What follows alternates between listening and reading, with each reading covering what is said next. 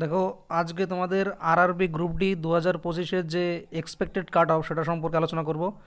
আর এটা সম্পূর্ণই প্রিভিয়াস যে সমস্ত বছরগুলোতে তোমাদের গ্রুপ ডির পরীক্ষা হয়েছে এবং সেই সমস্ত কাট অফ বিশ্লেষণ করেই আজকের এই কাট অফটা বলবো।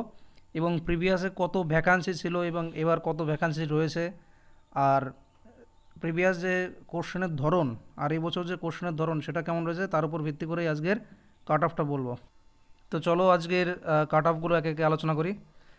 দেখো, যারা আনরিজার্ভ ক্যাটাগরি রয়েছে অর্থাৎ ইউআর রয়েছে,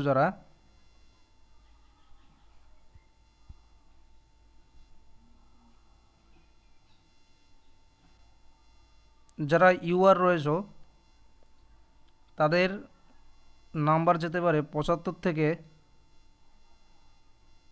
80-এর মধ্যে।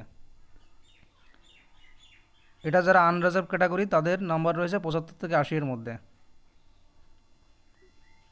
যারা এসসি রয়েছে তাদের যেতে পারে 70 থেকে 75। এবং যারা এসটি রয়েছে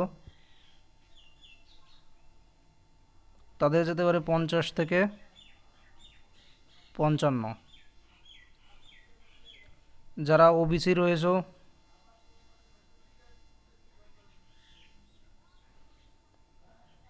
তাদের যেতে পারে 70 থেকে 75। এবং যারা ইডব্লিউএস রয়েছে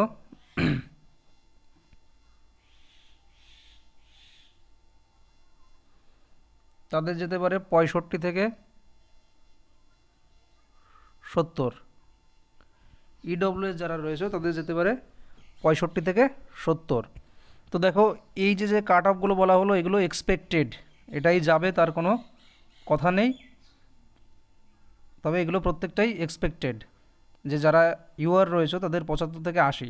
আর এটা আফটার নর্মালাইজেশন, অর্থাৎ নর্মালাইজেশনের পরে যদি তোমার এত নম্বর দাঁড়ায় তাহলে তুমি সিলেকশন পেতে পারো, এটা আফটার নর্মালাইজেশন। ঠিক আছে? তো এই ধরনের আরও নতুন নতুন ভিডিও পেতে তোমরা চ্যানেলটাকে অবশ্যই সাবস্ক্রাইব করে রাখো, যাতে পরবর্তী ভিডিও আসার সঙ্গে সঙ্গে তোমরা নোটিফিকেশান পেয়ে যাও।